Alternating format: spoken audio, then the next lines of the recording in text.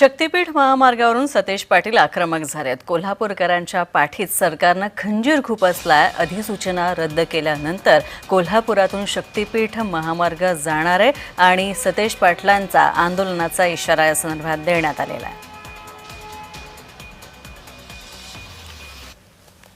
शक्तीपीठ महामार्गाबद्दलचा G.R.. आज 28 तारखेला शासनानं जी.आर. जारी केलेला आहे। आम्ही त्याचा निषेध करतो। 12 जिल्ह्यातल्या शेतकऱ्यांना हा शक्तीपीठ महामार्ग नको आहे।